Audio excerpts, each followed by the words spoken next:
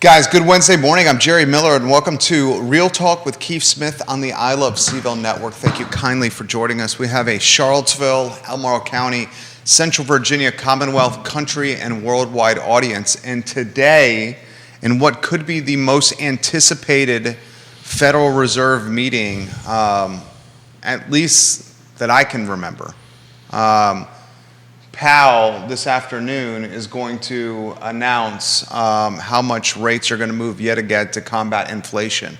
And the speculation is anywhere from half a point to a full point. On that note, Judah Wickower, our director, let's welcome the panel of experts to the show. Scott Morris, friend of the program, he's back. We love Scott Morris. We love, you're looking sharp. Thank you. I don't think I've ever seen you wear that shirt. I try to observe and notice people's attire. You wore that one last week I wore that one last on the week. show. I did. He's never worn this one right here, Scott Morris. Good morning, Thank you my for friend. paying attention. Yeah, I always Thank pay you for attention. but this is the polo show, right? It is. This is the polo show. There was no messaging amongst No all coordination. of us. No coordination. But today was the polo show. In honesty, on my end of it, I had an 8 o'clock appointment at the Veterans Administration's health clinic, and I just couldn't get my suit put together in time, so I threw a polo shirt on. You look sharp, Keith Smith. Thank you. Keith Thank Smith you. and Scott Morris. Charles Gunther, welcome to the program. So, Scott and Keith, can you guys remember a more anticipated Federal Reserve meeting this afternoon? This is, they need to put their big boy pants on, come to the table and say, we are committed to doing whatever it takes to contain inflation. And anything outside of that message, you're going to see the bond market, which started last Friday with that CPI print, where somebody grabbed a hold of that string of that sweater and just started to unravel. And unless that needs to be the full front. It shouldn't even necessarily have to do with July to September forecast. They can take it on a month-to-month basis, but the message needs to be strongly delivered. We are going to do whatever it takes to stop inflation, and outside of that, you're going to see a sell-off in the bond market. So what is that in your opinion? What are they going to do? Today, if they move 50 instead of 75, you're going to see the bond market continue to bleed.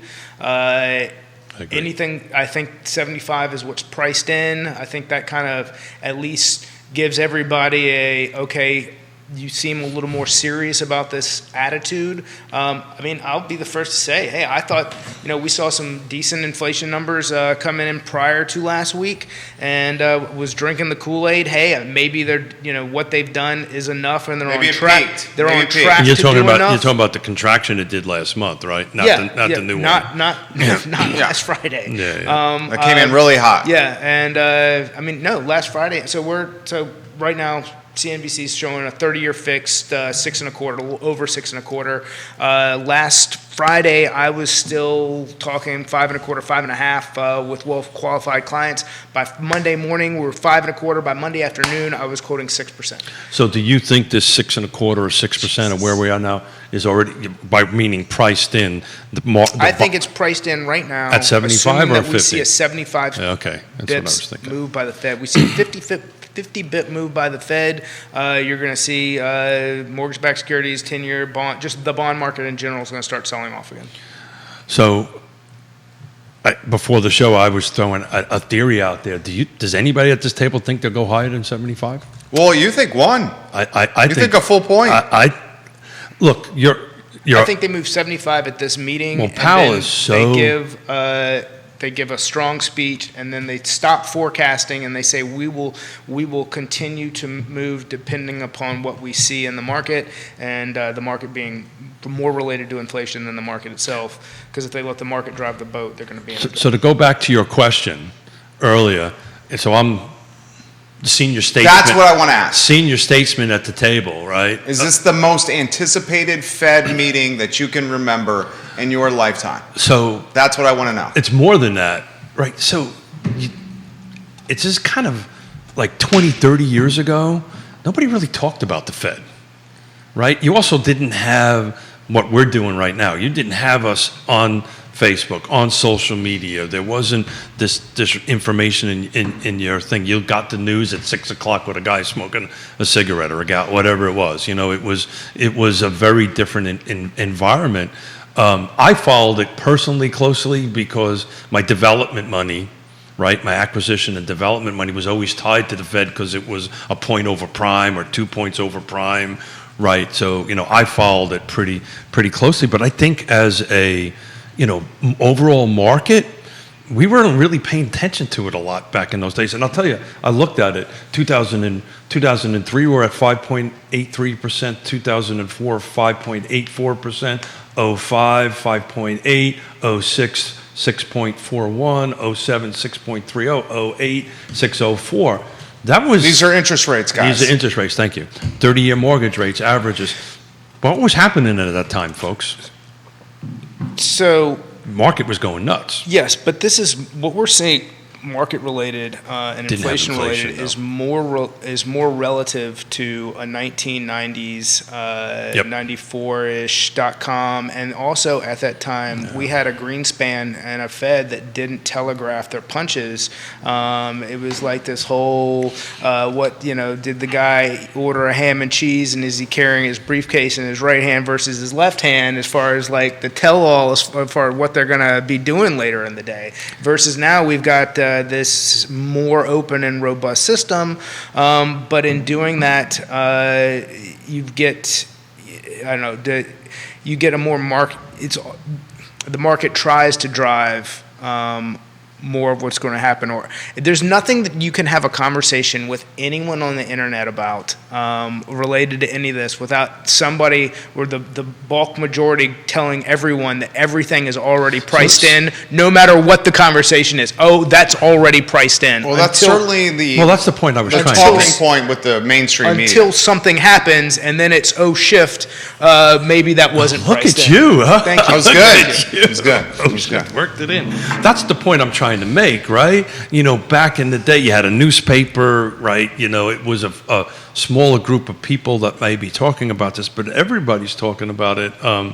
Think about it like this. How many people in our country right now know the name Jay Powell? A lot. Yeah. How many people would know a name or of a person in that position prior to these circumstances? Sure, but we're talking about a lot of bubble circumstances. Like, dude, if you're, and I don't mean this in a negative way to anybody's listening, but if your wait staff is talking to you about what crypto to buy, you're in a bubble. Yeah. Oh, well, don't even go there. What did that drop, like 70% in value, I think I heard this morning? That's a very good point. But that's a very good point, But Scott. that's a really small slice of what most people... But okay, so when I compared it to the The market in general, crypto wasn't the point. It was just an example of the circumstances we're in. so when you look at the Amazons, and you look at all of these companies that are trading 60 times earnings, and then all of a sudden they have like a 50% correction. Netflix had a 70% correction. Those aren't real numbers. Like, at some point that reality had to catch up, and that's part of what we're seeing happen in all of this.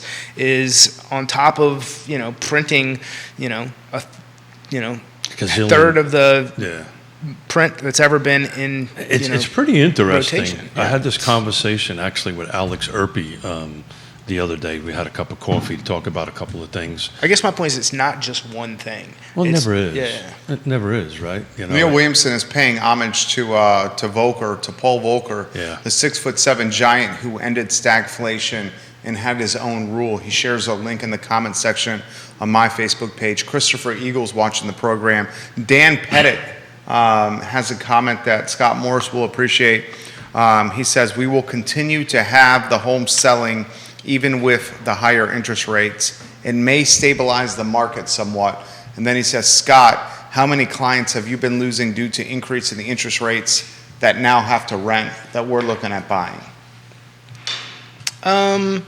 Not many. Some of these people were people who weren't making decisions when they had the perfect circumstances. So I wouldn't consider them a loss. The inability to pull the trigger, and then over the course of a year, because there a lack of decision making, or doesn't there doesn't make them any more qualified now at a different price point, because if they wait, at some point that's going to come back, and maybe they'll be in a better position if they've had some time to think about where So they what, really what is want. that, paralysis of Yeah, analysis? process analysis, or it's laziness, procrastination. Depends So- on how you want to look at it. So All it's- the above. It's interesting. Disorganization, not having the paperwork in order. All the above. Yeah. Or believing, maybe not trusted advisors, believing this thing that's in your hand. Well, or yeah, I mean, I've some seen talking some heads. people who kick the can, and now all of a sudden it's like, oh, shift, it's decision-making Yeah, time. look at you twice. That's it. So That's on point. I'm here for the show. You're doing good. Yeah, good for you, buddy. So we talked off air before we got on. I can just talk about our business. Our tempo in the last 2 weeks is off the charts.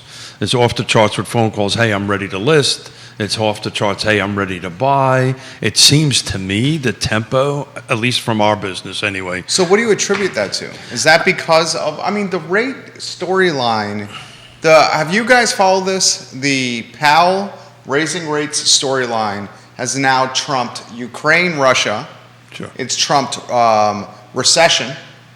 It's literally the top storyline. Look at it. It's everywhere. Well, it's part of the recession conversation. Yeah, it's part of the recession conversation. That's true. It's topped COVID and Russia, Ukraine for sure. And It's all that's being it's being pushed down our throat. Yeah, and that's gonna shift. I just saw on Pantops on the way in the first. They like Over $5 a gallon gas. I saw it too. Yeah. So that gets into, I think, starting to get into an emotional part of it. It is, and that's one of the questions I wanted to ask the feed and you gentlemen. Are we looking to start changing our lifestyles a little bit on that end of it? I don't. To Dan's point, and that's the reason. Dude, I still eat ramen like 3 nights a week. So I don't know. It's because you like it though. Yeah, well, that's. It's not out of Do you ever necessity. take a look at the salt content Yeah, on the that? sodium is through the roof. Yes, Yeah, I'm yes. just I saying. get it. As a guy that's a 20-something years, I think I'm 20 plus years older than you for sure. Yeah, It made about Judah that. laugh. Yeah. Take a look at the salt content next time there, Marine. So Neil wants to highlight this. Neil, we love when you watch the show. Neil Williamson is the president of the Free Enterprise Forum.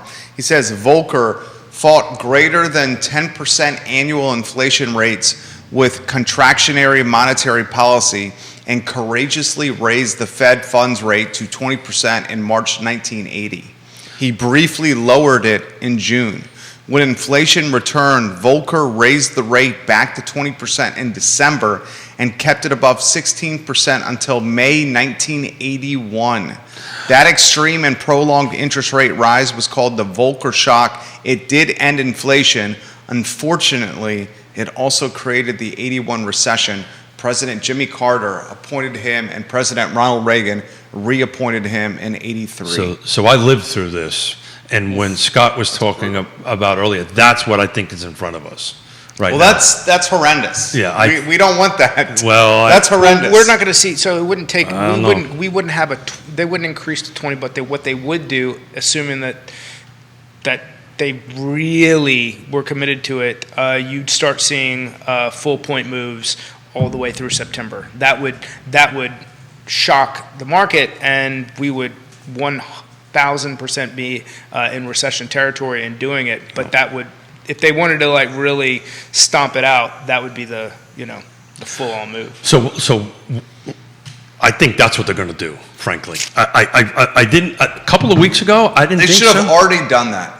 well, and this man, the so director said it Yeah. in the beginning. They're late Rip to- off the freaking Band-Aid. Absolutely, that's the best way to take a Band-Aid Yeah. off. You tear it right off. But they didn't. So there's two sides to it, right? The second side of it is the government's going to have to start spending less money, right? Yeah, they're going to have to start spending. Okay. He's laughing, but that's what Reagan did. What's up, John Blair? That's what Reagan Scott did. Morris gets a very, very deep chuckle out of that I comment. think everybody so does the director did. over there. I think he Yeah. almost fell off of his chair over there. When the director laughs, it's funny. The government will tell you to stop spending money before the government stops spending money. So That's true. That's true. Neil will remember this, and Dan will remember this. Those who lived through the late 70s and the early 80s, it was a two-sided coin, right? They raised interest rates, and Reagan started cutting programs and spending and all that stuff. It was extremely unpopular at the time, but it was part of the shock. So what's it do to the local market? You and Yonna, you're taking the walk at Lake Monticello. You got Forrest on the leash. His tail is wagging and slapping you on the side of the leg. No, he's going, huh? Yona's admiring how beautiful the landscaping is at And the the lake. beautiful polo shirt. She sees Keith Smith is like, oh my gosh, the man is fit. He's muscular. Oh, what are you stop guys it. talking about in the real estate locally? Stop it. You had me. I don't want to talk anymore after that. Yeah, so actually what we're talking about is there's three things. So there's two sides of the coin. Okay. The kind number coin is what's the market going to do, right? We as Scott, Keith, Jerry, Judah, we can talk about it, but we don't influence it, right? We're not going to influence how interest rates are going to go. We're not going to influence what. I'm here to badly forecast, just like every other, Yeah, you're a talking head now. He's a talking head. That's good. Oh God, what a great band, the Talking Heads! But that's a whole different story. Smith, Do I have to reel you in? You have to reel me in. Do I have to reel you in? They have to reel me in. But the question, what we're talking about, is what skills we need to re-break back in, bring back to the table to help to do this. And as I was saying earlier, I was actually talking about this on our walk this morning. We are as busy now as we've ever been. We're busier now than we were 2 months ago. So why is that? So that goes back to, I think it's the motivation from the rates. I think a lot of it also is, and maybe this is on Yonna's half, not 7/8, not my 1/8. People realize that we've been around for a while and realize that we know how to navigate this stuff. And we're getting phone calls, particularly from millennials, of, okay, what do I do now? Okay, so let's talk advertising real quick, marketing. Clients come up to me and they're like, we watch the news, or we listen to the radio, or we're on social media, and we see our content. Is it time to change the approach to our content creation? And I said, you know what? You as the client are looking for this content. So because you're looking for it, you're going to see it more often than the marketplace does. So I say to the client, let's keep the message out there. With what's happening right now, we're getting so bombarded by mainstream media about what's happening with rates. It's inspiring the last little plethora or group of people to get off their butts and get their acts in gear. I think other folks, colleagues of yours, would also say the last 2 weeks to 30 days have been buzzing with activity as well. I'm sure. I think it's the influence of this. Because it's everywhere. So yes and no from the conversations I've had. It's yes, maybe Maybe no, yes, maybe no yes. Okay, yes, maybe no, yes. Is that a pop phrase? Or is that a you phrase? That's a me phrase. Okay, that's a that you came phrase. from a dear friend of mine that when I was in the Corps with in Pakistan back in the 80s. So some of the people who I've been having these conversations with, these aren't market-driven decisions. These are, what are the rates? Here's where we are. How does that affect me? And then what does that look like down the road? And these are still decisions that are being made not because of market conditions, but because we have a job change, we have a baby, we have the real estate decisions that these are the people who are going to be making the serious buyer because of life circumstances. And this is what I've been saying over and over again, is still going to make these decisions, but do they have a trusted advisor to work with who is going to guide them down the road? And if that's the case, those are the ones that are going to have a better experience than. So my current mortgage right now is north of 6%. It's a 30-year mortgage. I even when it was down to 2 or 3%, and we've had this conversation, we didn't refi because I'm not going to stay in the home that long, right? Another 5 years. So we just decided the cost to do that just wasn't worth it. So what we're doing is we're double, triple paying down our monthly, triple payments per year, actually 4 payments per year, which is really kind of offsetting the 6%. I kind of want to pivot a little bit. From our side of it, we had this conversation coming in. We're talking about shifting and how we all do our business a little bit differently. If I was writing a contract for Jerry and you were the loan officer, we would take 24 hours to get you the contract. Right now, because rates are changing so quickly, we have to act a lot faster, say, okay, hey, Scott, we're about ready to write a contract on this. It looks like we're going to get it, right? Where's our client out in the lock-in? So what I want to try to get in is what's a good time to lock in, right? Is that making sense? Well, why don't we do this? This is a great topic, and let's turn this into the second sizzle reel for Scott Morris, okay? So with the volatility, and we'll start with what I'm saying here. With the volatility in rates and how they're moving and shifting so quickly, like you've said, overnight or over a weekend, how do you counsel, or what is the counsel you offer your clients to get the best rate possible when there's a large window of time between putting an offer in and closing and getting the keys to a new house? So Scott Morris, my team, Ross Mortgage, I still have a lock and shop program, and it's something that I talk to clients about. When we start that interview process, we can lock you now, and then over a 30, 60, 90, 120-day period, you don't have to, if the market continues to move up, you are where you need to be, and we can float down within a certain range if the market moves down. And that's something that provides a lot of security and takes some anxiety away. With a day like today, it's very difficult after seeing the market move negative 150 basis points in 4 days, 168, nearly 200 basis points in 6 or 7 days, to then say, hey, I think we locked today, versus going, why don't we give it a day or two and see what happens? So each situation can be different, and that's what you need, someone who actually understands what's going on enough to be able to have a conversation to say, hey, I think we do this now. A lot of people last week, I went ahead and we made the commitment to lock prior to that CPI print, and we are all so glad that they did. Today might not be that day. Today is probably a let's float and see what happens day. But at the same time, if it's just a cure to anxiety, then let's go ahead and lock and know that it's done. And especially if you are a serious buyer, and what I mean by serious buyer is you're not going to let no dissuade you from continuing to go out and make 3 or 4 more other offers in trying to get under contract, because you need to make a decision for your family. That's fantastic. Outstanding. I like how you started with the Scott Morris and Ross Mortgage right there. Well done. That's number 2, Judah. There's some hope right there with what he said. Yeah, so I think the real estate market is going to stay strong. I do not think that 6% mortgages, or maybe if it goes higher than that. I was just looking at my notes right here. Going back to 2003, nothing was any higher than 6.25, around 6.41%. So if we start getting much north of 6.5%, we're going to be in territory that we haven't been since 2003. What'll happen for those who are in our line of work, right? Or what's going to happen is the volume is going to go down, right? And we could just take a look at that in 2007, when it was 6 3/4, there was 332 units sold here, based on my numbers, right? No new construction, single-family detached car footprint only. So there was 300 houses sold year to date, right? So there will be stuff going on.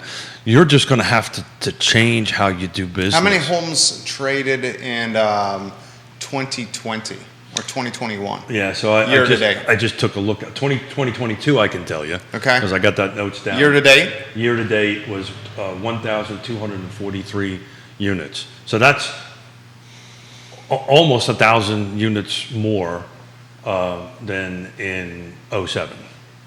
Little less. 2007, there were 300 homes traded. Now, keep in mind, our criteria is pretty narrow, right? It's the car footprint, it's the 6 jurisdictions, it's single-family detached only, right? And no new construction. I pulled that new construction. That's not that narrow of a silo. You're saying in 2007. Well, if you put attached in there, and if you put new construction, but that still, number grows that's not that narrow. Yeah. Well, I wanted to compare apples to apples, Good not Lord. apples to pears. So we're at almost 1,000 more units sold Halfway through the year. Yeah.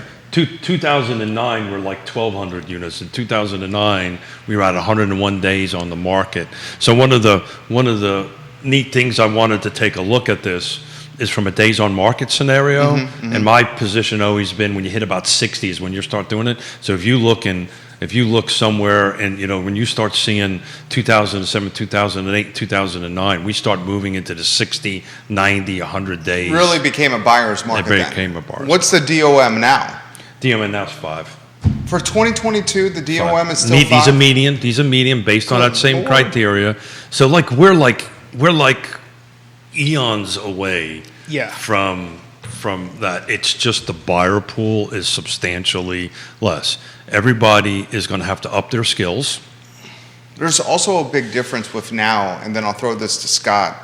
2007, 2008, the homes were priced very differently than now.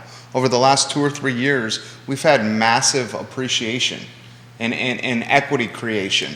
So the barrier of entry is way harder and way greater now than it was in this previous period of 2007, 2008, 2009. I mean, what do you think? Back of the napkin, appreciation since 2007, 2008 versus 2022. Right. 40, 50%? I can tell you exactly. How much?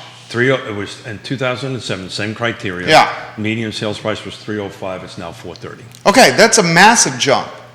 The wages have not reflected No. that leap in housing and home costs. You would agree with that? Oh, 100% agree with that. But what wages have taken off in the last 24 months is a huge contributor to the inflation that we're seeing. That's fair. That's a good Well, point. Yeah, but it's not keeping.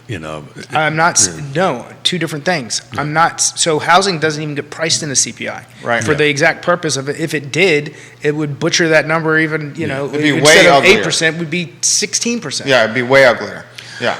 Well, so just to throw. Consumer Price Index, for people wondering, CPI. What is that? Gas, groceries, utilities? What's in the CPI? I'll look up the exact definition here. It's a bunch more than that, but housing definitively is not in it. Right. Definitively not in it. Yeah. So and the thing that you're looking at in 2006, 2007, 2008, which I didn't cross-reference to it, the thing that's really blown up percentage-wise is the cost of rents, right? So, I still believe this: owning a home is a hedge against inflation. We've been talking about since November on the show that inflation I think is the thing that's going to bite us in the butt, and it's kind of coming around that it's somewhat biting us on the butt. But all that's going to happen is we're just going to go from 1,243 homes this time next year to some number maybe less than 1,000. This is a good topic for you from Bill McChenzie. Hey, Bill. Do a roundtable of realtors that have experience with mid-80s interest rates and how they survived being in the business. Well, we can go back to, we did a Legends from the Lessons with, I forgot, just dropped my name. Where do you get these names? They're very good. Yeah. I like that. Excuse me, Lessons from Legend? Yeah. I like that. It's hanging around you. It's good. It's good branding. Hanging around you. Oh God, I forgot. We had a young agent, and it'll come back to me. We'll change. My ADD kicked in, and we'll go ahead and chime in. But we did it a couple of shows ago on a Monday where that's exactly what I wanted to do. I wanted to bring in Arlene Yobbs. Oh yeah, Arlene Yobbs. So if you Google Arlene Yobbs and Real Talk with Keith Smith, you'll pick up the show. But that's exactly what I wanted to do. And thank you. I have that coming up. That's a great idea. Here's the problem with that. They're kind of working their way out of the market, right? Yeah. So just think about, people that were doing this in the 80s. Or in their 60s now, at the young. At the young side, right? And so that's part of what we have to talk about here is some of these agents that have been in the market for 5 years or so, or haven't been around since 2008 or 9. Well, that's like people, we've got an entire generation of people in the financial market who've never seen this kind of inflation. That's a very real, they don't know, what do you do with the bond market that's doing with what it does? Well, you go back to Neil's point, you start looking at Volca, and that's why I think, we got an entire generation, maybe two, of business professionals that have not seen a recession. A real recession. Yeah, real recession. Yeah. Well, I mean, I don't know how you characterize the pandemic, the first 6 months of the pandemic, or 9 months. I don't. By definition, it's a recession, but that's more, I would say, more pandemic than what we're heading into now. And then in the real estate end of it, we predicted a V, and it sure as heck happened. Yeah. Happened that way. I think on real estate right now, we're gonna hit the top of the bell curve, right? We're gonna stay kind of flat. We're gonna appreciate a little bit. I had 3 meetings with sellers who are going to turn into buyers yesterday, and they were all like, "Did I miss the market? Did I miss the market?" And my answer to them is, no. If you buy today and you hold on for a long enough period of time, and in reality, it's probably 5 to 7 years at this point. We'll experience between 3 and 5% appreciation year over year. That's compounded, right? Your rent's not going to do that. Right? Correct. And there's an entire, as far as when we talk about rates and what's going on, there's a huge group of people who believe that the U.S. 10-year is going to be back into the low 2s to high 1s inside of a 24-month period. So that's, assuming that mortgage rates follow that trend, that's going to bring things back down to the low 4s. So you're saying refinance? I'm saying lock it in, refinance. I'm saying in 24 months. I'm kind of tired of putting a timeline behind that prediction because then I feel like we're constantly catching a falling knife. Well, and this is on the internet in a microphone on camera forever. That's the tough part about what we do here. Luckily, I don't think I'm that important to where people are going to go back. Look what Scott said. Yeah, I forget that. I get reminded all the time about that. But. Are you seeing more cash down? In other words, are you seeing larger down payments, or are you seeing folks borrowing more money? Does that make sense? So right now, I'm still seeing people who go, it's entry level. Most of those people don't have this pile of cash to get into the game with. It's how little can I put down to make this work? When you get into your 450 and up price range, you see a little more of, I can put this much money down. I'd like to get in, knowing where rates are. Can we get in without mortgage insurance? What do we need to do? That's right, yeah. PMI. Those conversations. So you're seeing that question of PMI coming up a little bit more because at those price points and stuff like that, it gets a little pricey. Yeah. On that end of it. So for those that know, what amount do you need to put down not to have PMI? 20%. Yeah. Unless you're a veteran, and then the answer is 0. Yeah. 20%. So more comments coming in here. This is coming in from Stacy for Scott. Please go down the road of when rates could drop again. Scott alludes to the 24-month threshold. Why does he see this dropping in 2 years?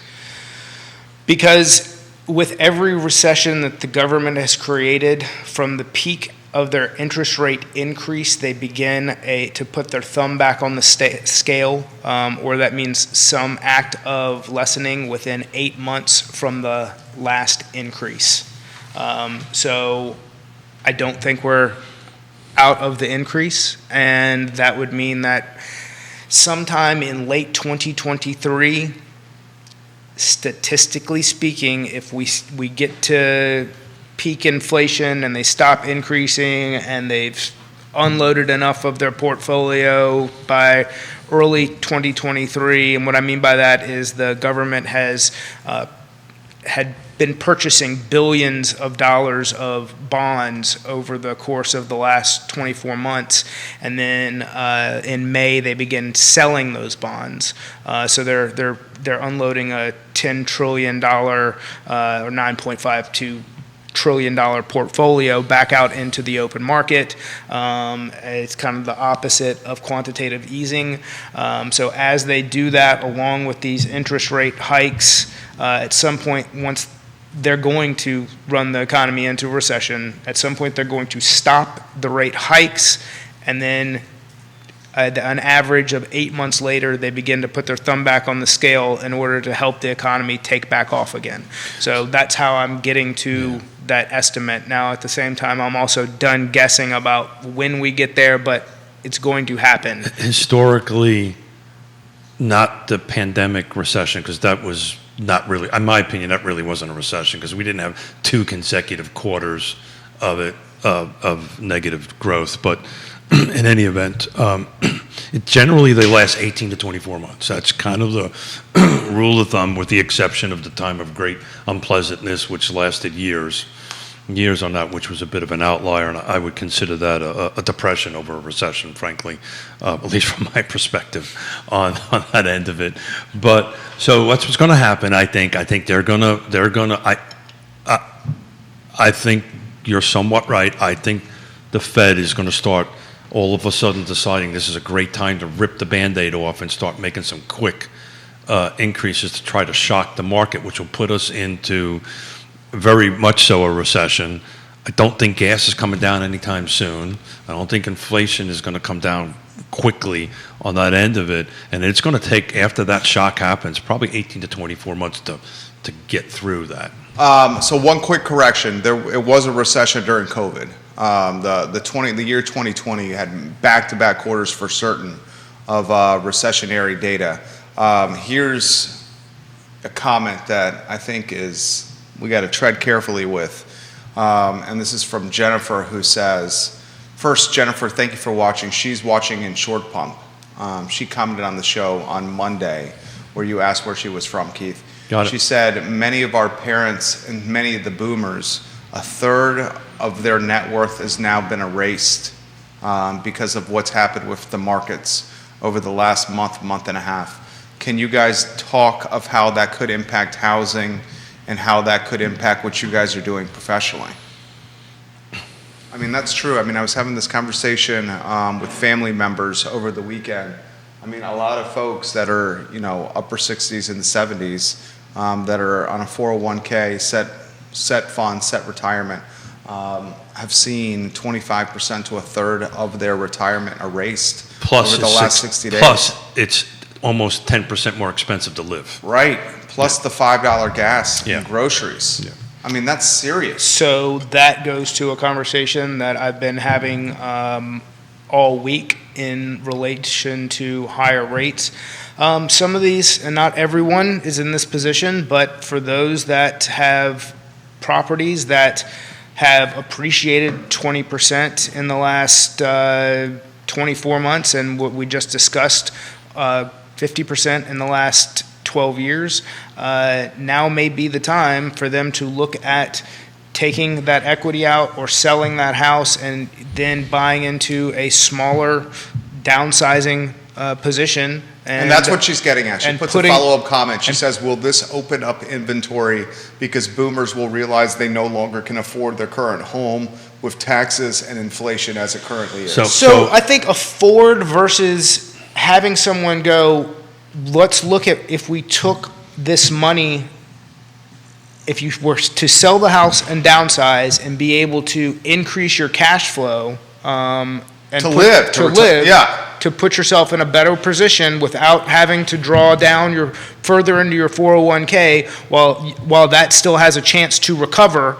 Is this a path that could present you, Probably so. Yeah, that the entire boomer turnover of inventory is something that we've been talking about for the last 5 years. These people aging out of homes or wanting to downsize in general is going to be what opens up the opportunity for the millennial generation to buy into some of that property. So as the boomer at the table, because I am a boomer, I'm a late boomer, I guess, or early, depending. Is that a geriatric boomer? No, he's a young boomer. I'm a young boomer. I'm a geriatric millennial. Got it. Right. Got it. Thanks, Scott. Appreciate that. He's a young boomer. He gave you a compliment. Yeah. But the geriatric thing, I got. Well, So it's interesting. My family, like, we're going to bring Pop's coming in for Father's Day. My father. That's a perfect example. It's Pop and your mom. Yeah. Well, so we're bookend on both ends of the boomer, right? Dad's at the early or late. I don't know how you define it. We're at one end of the boomer scale. Mom and Pop at a different boomer scale. It's their wedding anniversary, and the kids all chipped in to send them to go talk about how this is impacting them. Sent them to go to Cape Charles for the week, right? Nice. And they almost didn't go, right? Even though we paid for the bed and breakfast and all that kind of thing, as the kids, the adult kids chipped in to do that, they didn't want to do it because of gas prices, money? food prices, right? It's a real thing. They're outliving their money, Yeah. right? Well, and then they just had, and I'm not talking yours specifically, I'm talking in general terms, 25% erased in the last 45 days. Yeah, so 60 days. So Dad's a retired New York City fireman, so he's got a pension, and it does go up for CPI and all that kind of great stuff. They probably have a little bit. I don't know too much about their personal finances. But in general terms. In general terms, Yeah. yeah. So here's the deal. We've been talking about this all the time. The boomer, me and Yonna, and the millennial are competing for the same product. Exactly the same product. Now the difference is I can sell my house. Right. And you're downsizing for cash versus them trying to use it as an entry point. That's Right. exactly right. I Right. can downsize. So but to go back on my up tempo phone calls, they're retired folks. Okay, so that's her point. Is Yeah. her point accurate that what's happening with markets, with boomers losing a lot of their retirement, call it 25 to 30%, is that motivating them at a greater clip to list their houses? No. Okay, that's what she's asking. The conversation is, it's costing me too much to live in this house. I got to get out. It's too much house. It's costing me too much money. My electric bill's gone up, all this great stuff. I need to find something smaller that I can live in. Most people that we're talking to don't follow that. They park their money in it and they leave it alone, and they really don't pay much attention. So Jennifer, he's saying it's the inflation and not the disappearing of the 25% of the retirement account. It's what we predicted in November and December, that inflation is going to have a bigger impact on the real estate business. Not necessarily negative, because like I said, the tempo's picking up on it. And mom and dad can sell their house with a chunk of cash come out of it, because they've built enough equity and paid enough of it off that they're either going to come in and move with us, or they're going to go ahead and try to buy something, frankly, out of the area because they can't afford it. Well, I mean, then let's go down that road, and we'll get Scott's take on this. Markets crumbling, recession horizon, inflation out of control, $5 gas on Pantops today. Literally saw it, both of us. Yep. I mean, what's that do to the socioeconomic demographics of the community? I was going to jump back a little bit on what her 25% loss. Well, you got to look at. I mean, S&P's bear market. S&P's at 25% for the year. Okay, but that's fine. But let's have a realistic conversation about that. In December of 2019, the S&P 500 was at 3265, and then we went up to 4725. So that's a 30% increase. If these people were retiring 3 years ago, they're actually in a same or they're in the 3770 versus 3625 2 years ago. So Not much. The loss is a paper loss, not a real. It's a mindset more than a reality. Sure. it's But not that only a loss. mindset, It's only a loss if you take it out. It's only loss if you take. But But at the that same, mindset's still impacting consumer confidence. I I'll don't tell you- disagree with that. But at the same time, we're not talking. These are if they'd had a 401k that they'd had for 20 years, there still should be in a pretty relatively good place. If you take away the fictional, the paper, we had it was paper money. It was paper money that pushed the market. The government was, we put all this money into print. So yes, if you look at it that way, they did lose something, but over a 24-month span, they didn't really lose it. The proverbial house of cards is finally crumbling, is what he's saying. So I had a meeting yesterday Good point. at Old Trail. A seller north of 65 years old helped him buy the house maybe 5 or 6 years ago. I can't remember. Walking away with some bank. Well, but here's the reason he's selling. It's not the 401k. It's not all that kind of great stuff. I can't walk up 3 stories any longer, right? I want a master bedroom on the first level on that end of it. The taxes and the HOA fees are killing me on this stuff. I need to find something single level, a little bit smaller, over wherever. Your traditional reasons for real estate transactions. Traditional reasons for doing that. I literally asked the question. I said, so how is this whole stock market affecting? He said, I really don't look at it. I don't pay attention to it. It is what it is, right? But right now, this is the real problem I've got, and this is the real thing I need to fix. I need you to help me to fix it. How much can I get for my house, right? And then what can I buy and where can I buy it? How about this comment? Almost a little nervous to ask Scott this comment here. Steven says, what's the panel's take on what midterms are going to do for all of this? Market related? I don't know. I think this is an inflation story that is going to be, and there's a bunch of other political aspects, socioeconomic and social driven issues that are going to cause a shift in who has control of things. 100%. I don't think that is going to be specifically related to the market. The inflation narrative is going to control what happens there, and it's probably going to cause some pain for some people who are currently in office. Yeah, so the question don't is... you think midterms are going to be all inflation? I think that's all Americans care about right now. Inflation and crime, depending on what city you live in and state. Yeah. I can't remember who said it, and if Neil's watching, he'll know. Neil's watching. It's the economy, stupid.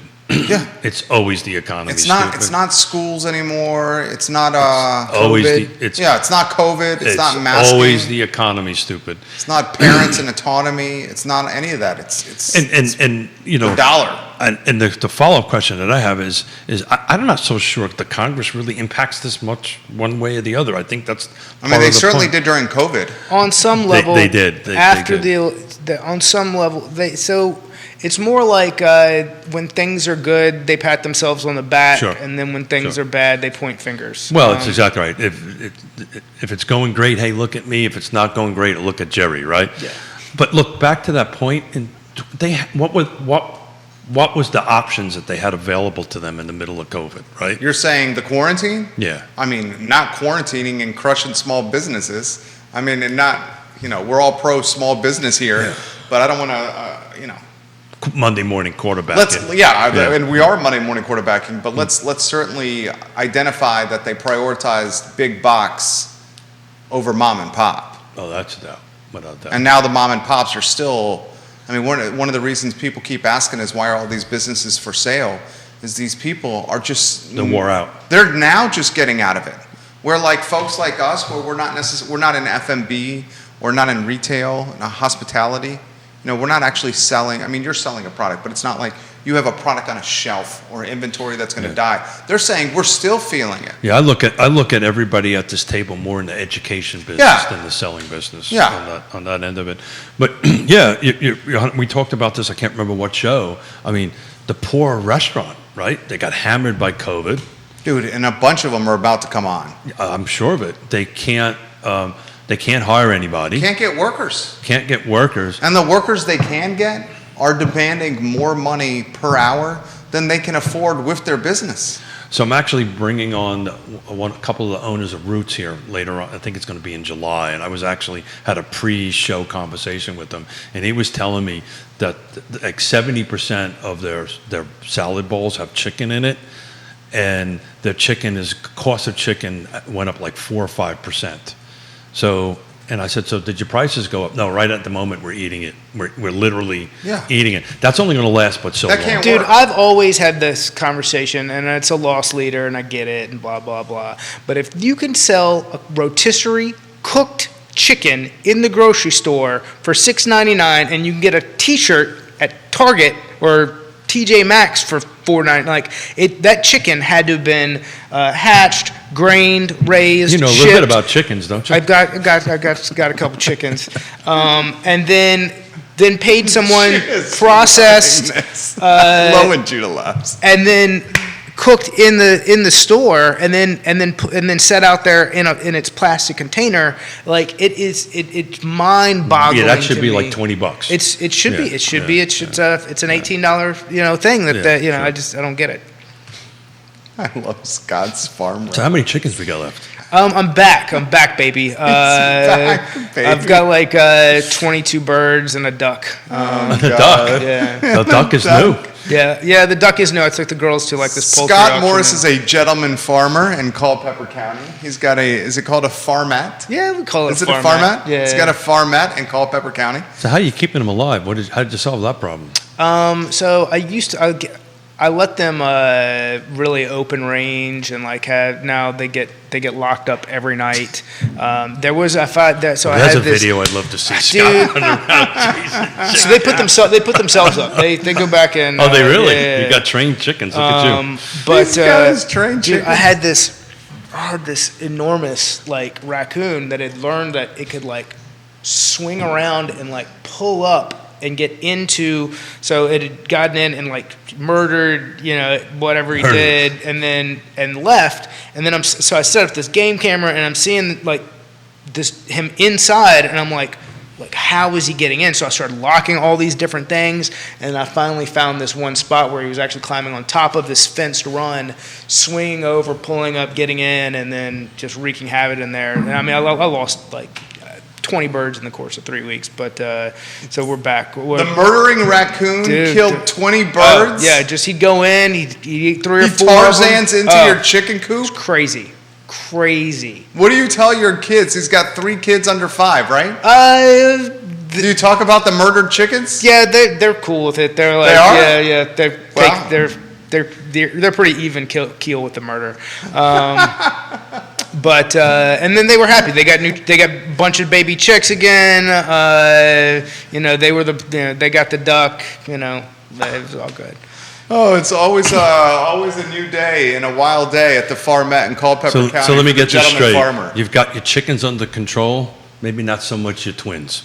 No, the girls are a force for sure. I love the stories. Jamie Turner, did you hear that? He's repping the pep here. Jamie Turner, Scott Morris says, Neil Williamson shares a couple of links for Keith. Bill Clinton advisor, Raging Cajun, James Carville said, it's the economy, stupid. That's what it was. The I couldn't remember who it was, but I knew somebody said it. Yeah. It's the economy, stupid. And you know what?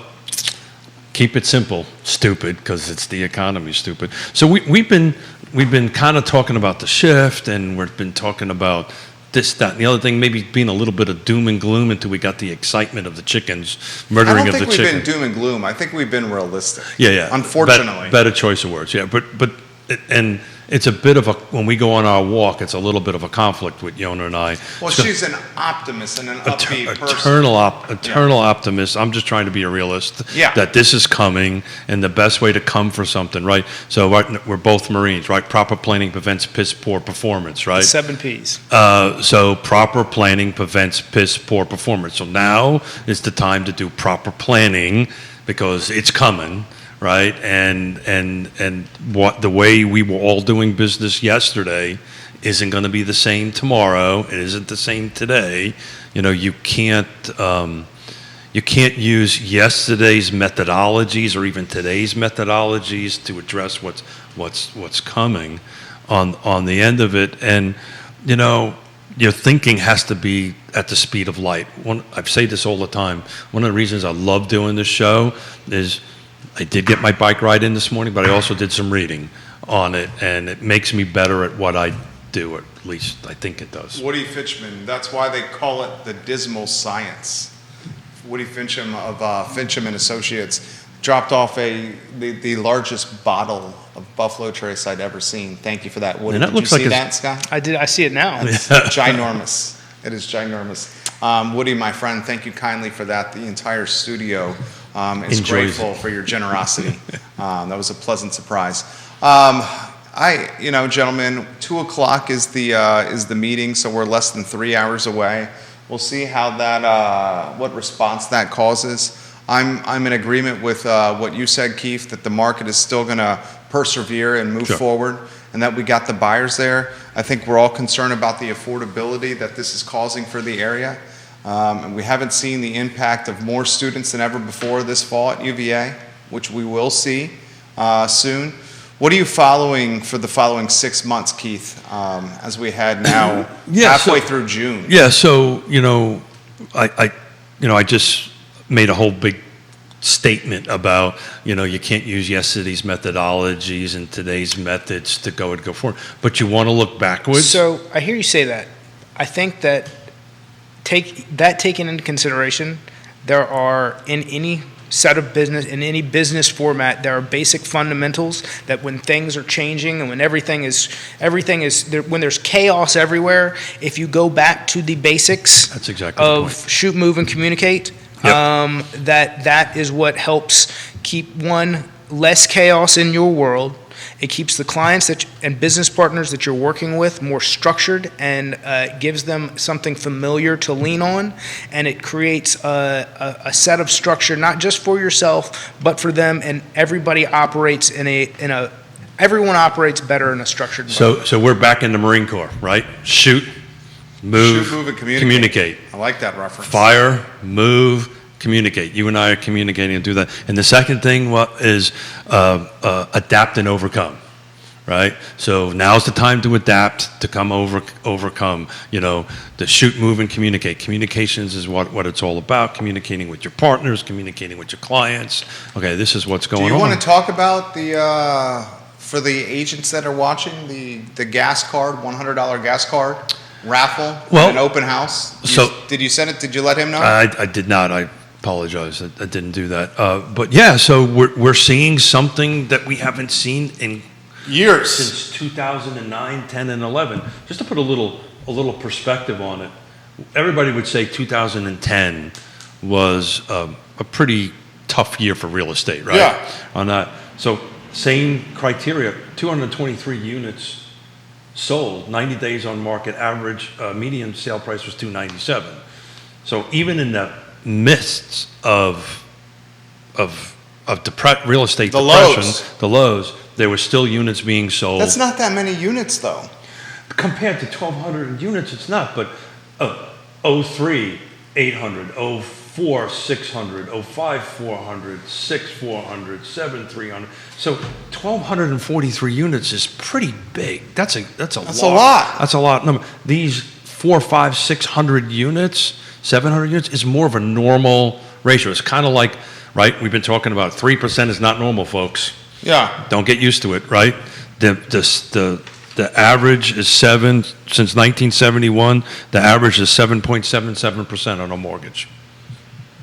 Average numbers based on our footprint is in those numbers. So that's kind of double of what it has to be. But you're 100% right. Two things about that.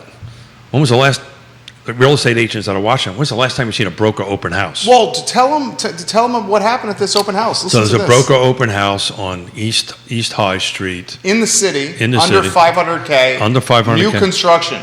No, it's Pretty close to new construction. yeah, it may be a year or two old, Yeah. not much more than that. Under 500K in the city, dude, you'd have people clubbing people Yeah, on the we're- side of the we're- road to get that house. Yeah.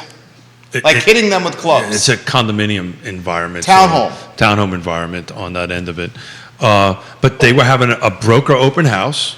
I can't literally remember the last time I've seen that. So for those who do not know, so what happens is in a market where you don't have multiple offers and it's not moving 1,000 miles, you used to do that. You used to give us workups on to say, look, I'm selling Jerry's house. Give me a workup at this interest rate on how much this is going to cost.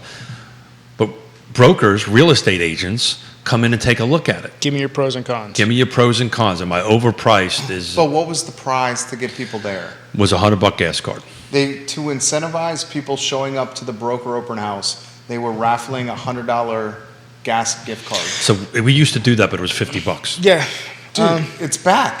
Yeah. I mean, it just shows you that. So, I mean, well, that was 2019. I mean, I was showing up with a tray of sandwiches. Yeah, and- that's what I'm saying. Yeah. That stuff is back. So this market I'm glad you raised that 2019, and I didn't pull 2019 or 18 numbers. I think you're going to start, even though the interest rates are going to be over 6 or somewhere hovering around 6 on that demand, I think you're going to see a market more like 2018 and 2019, a real estate market that is. I think that's what you're going to see. Back to, Hey, Scott, I got a broker open house. Hey, I'll show up with lunch. How do you get real estate agents to show up? You feed them, and you give them gas. Booze. Hey, well, you can't do that. And gas gift cards. You Yeah. booze them up and you gift card them with gas. Yeah. No booze. Food, and this is in the middle of the day, this is a family Jerry. show, sorry. It's in the middle of the day, Jerry. But that's what you would do, and you would get real estate agents and professionals to come in there. I would venture there's a large percentage of real estate agents that never done that before, don't know how to set it up. Oh my God, dude, a huge percentage. Don't know how to market it, Yeah. don't know how to manage it, don't know how to handle Feedback. So we have 49 open houses. One of the agents watching the program said that these broker open houses need more gluten-free food. Gluten-free free food. Okay. Understood. Or booze. It's in the middle of the day, Keith. You don't booze. Sorry you about guys that. don't booze. Sorry about that. Sorry about that. Sorry about that. All right. Gas gift cards to drive engagement at open houses. Yeah. There was a time where the open house, we were having the conversation on this show. That would they ever come back? Is the open house forever done? Yeah. We literally were talking about that on the show. And now the open house, not only is it back, but it's back with incentives. So you two guys are smart on math. Last 7 days, as of this morning, so this is going from 6/8 to 6/15, 93 new homes came on the market. 49 are having open houses. There's 49 open houses that came on the market in that same week. Remember, it was like 0 and 0 and 0 and 0. So open houses are back. So talk about skill sets. A lot of agents, that takes a skill, right? You've got people coming through. Interacting with strangers in another stranger's house and making them feel comfortable and selling them on a $100,000 deal that this home is where they should raise their kids. That ain't easy. And it's interesting. We just had 2 of the 3 of the boards I sit on. 2 of them had the first in-person meetings. It took us 15 minutes to kind of figure out, This We is gotta how get to work. This is how we do this again. how do we do this again, right? It took us about 15 minutes to get through. I was chairing both of them, and when I do that, unlike this show, I follow a very close time frame. But we had to pick up 15 minutes in an hour and a half meeting because nobody was used to meeting in person on the end of it. But 49 open houses. What do you think about this comment from Brian? What's this do to the real estate industry? I think you're going to see the flipper kind of work its way through the market. Unless it's cash. What's the flipper? What do you mean? It was a TV show. Hold on a second. Charlottesville's finest. It was a TV show back in I think the 70s with a right, Flipper. You remember Flipper? Yeah, the dolphin. The dolphin. Okay, we got to see how Keith's brain works right here. Brian asked the question, what does this economic hardship do to the real estate market? And I went to the 70s. And he immediately goes to a dolphin that starred in a sitcom on Nickelodeon in the 70s. No, there was no such thing. Nickelodeon wasn't even wasn't around. Where was it on? This Where was, did it this air? was a major, God. this was like an ABC, This CBS. was a ABC? This was a No, network NBC, show. and you went and watched They it only at had set. 4 networks at the You're time. telling me Flipper the Dolphin was on prime time? Oh, yeah. Yeah. Flipper the Dolphin was on Monday through Friday after 8 p.m. I got 1 day a week. Yeah. Sure. After 8 p.m. Yeah. Probably, Really? Yeah, Yeah. sure. Okay. Yeah. And then Lassie. Charlie's Angels. I know Lassie, Charlie's Angels. Waltons. Yeah. Like these are all. Yeah. I And mean, everybody would make sure they're home and they'd eat dinner. Appointment and everybody TV. would sit down and go ahead and do that. I don't remember when the Neil just shared the Flipper the Dolphin IMDb link. Yeah. Neil Williamson, you are a good people. I love you, Neil right. Williamson. That was a classic show. Oh, it was a great show. That was a smart dolphin. That Smart dolphin. was a very smart dolphin. So a flipper is somebody who buys a home, fixes it up, There's where you're going. and then sells it. Okay. That's where Keith's Very brain nice. came back. So yeah. So Dan says he always checks the open houses where he can get a free lunch, and that's why he goes to them. Man, there's a lot of there is so much truth Dan's in not that the only statement. one. You know, so the thing about Dan is he's actually honest about it. I can tell you back in 04, 05, and 06, in the middle of the doldrums, right? And people were not making a lot of transactions because we were only in, the 300 to 400. That's how agents stayed alive. That's how agents had lunch. They went to open houses. They went to open house, had lunch. Oh, Dan, Right. that was so funny. That's so funny. But every joke. Which agent, let's do some superlatives. Which agent has the best open house catering and all the fixings? Well, it's been a long time. I can't remember. Literally, it's been, right now, open houses are not. Whichever one has me supplying lunch. Oh, good answer. What's your buy? Are you like a take it away sandwich kind of guy? Yeah, I'm like a good deli selection, depending on where I'm gonna be. I wouldn't, there's a couple different places that do some pretty good sandwich platters. That's usually what I go for. But and noted now, I will make sure if I'm involved that we'll have some gluten-free options. Ooh, Scott Morse with the gluten-free. Might just be gluten-free cookies, but say la vie, baby. I'm a big sandwich platter kind of guy. Foods of all nations, take it away. Does a good job. Yeah, you've got to. It's got to be nimble and people grab something and walk around. But I've been in this time frame where they would Dan have. Pettit says Southern Homes and Frank Bailiff has the best open house catering. I would agree with that. Yeah, I can would see totally that. agree. I can with totally that. see that. But some homes, I remember they would actually have it like catered, like an actual chef back in the day, just to attract people to come in and do it. But yeah, we're going back to those skill sets, and it's a communication, right? If it's open houses, how do you communicate with the folks walking in? Because you got to know your stuff, because they're going to ask you questions. They're going to say, "Hey, where's the interest rates going?" and so forth and so on. So on this open house thing, in the right neighborhood, and this is something I've done a couple times depending on the area, we've really done like a blowout, had enough, this is 2019, I'll bring in a food truck. Really? Yeah. So, but if you're like in a cul-de-sac, the right neighborhood, the right area, 100%. Dude, Scott Morse will hook your open house up. So, food truck I like catering. food trucks. and it shows well. It's like it gives It's good for the Instagram. Yeah, It's great for the gram. And it's good because neighbors around there see it, right, and do that. And some agents have different opinions about open houses, right? That it's to generate leads for the agent, and not so much the buyer. The open house is to show tangible production for your client, and for the agent to generate new opportunities for his or herself. That's what the open house is. But we all know that. But it's interesting because I've been using the open houses because, like I said, our tempo has increased, and so we have I've got the kids coming down for Father's Day, coming from Seattle and all that stuff. They love you. I think they're coming to see Mom, but anyway, that's a whole different story. But I had to break it to him yesterday. I've got appointments with people all day Saturday, all day Sunday on that end of it. And so what I'm using the open house for is, look, this is on our short list. While I'm helping some other people, would you do me a favor and go through the open house, let them know you're working with Keith and Yonna on that kind of great stuff, see if you like it, and we'll kind of do it that way, because we, much like the restaurant, we don't have enough agents on our team to handle the volume of people that want to go out and look on the weekends now. That's good. So we're using that. That's a good problem. Yeah, we're using that. Kevin Quick, is that Remax, Kevin Quick? Yes. Okay. Kevin Quick has this comment. This future market will separate the real estate investor who creates value from the real estate investor who rides the tide. Sure.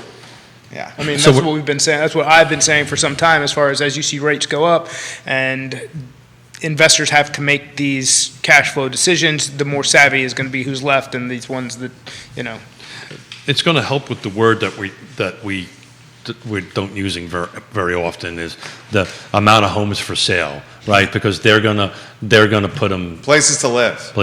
They're going to put folks on, they're going to put homes on the market, capitalize on the appreciation that they've had and that stuff. But do I really want to be a landlord? it's a game that people, it's, wow, these people are kind of a pain in the ass. Maybe this isn't what I really want to do with my life. Well, that's when you hire Ally Property Management. Suzanne Real. 100%. And Suzanne Real. Love you, Suzanne. And, Scott Morris, close with a message to the viewers and listeners. Same, I'm going to stick consistently to talk, communicate, trust your trusted advisors. If they're giving you advice, it's because they are preaching to your best interest. I'm kind of done, I've said throughout the show, with market predictions overall. But what I will say is if you have a payment that you are comfortable with, if the people that you are working on your side and are treading under, like a duck on water, pedaling around for you, are doing everything it takes to put you in the best position and you're comfortable with what those numbers are, then be comfortable moving forward. If things have gotten to a point to where you cannot take the anxiety of the decision making, then put it on the sidelines and just do what's best for you and your family in doing so. But take that as the mindset that you do with everything in life. Do what's best for yourself and for your family, and good things will continue to happen. Well said. and you're a duck owner, so you would know about this whole duck thing, right? I'm a duck owner, yeah, but I've got like it's called a Indian running duck, so that's like he's not on water. They can run around. An Indian running duck. Indian runner duck. Got it. love it. I'm gonna have to Google that. Trusted advisor. Shoot, move, and communicate. Right. United States Marine Corps. But one of the things that we've been getting asked a lot in the last couple of weeks, which I have not been asked before, both on the buyer and the seller side, is tell me what to do. They're not using those exact words, but that's what they're saying. What should I do? Where should I go? I want your advice. And a couple of weeks ago, a month ago, I didn't hear a lot of that. A lot of that was they were telling me what they wanted. They were. Now we are starting to be asked, okay, what should I do here?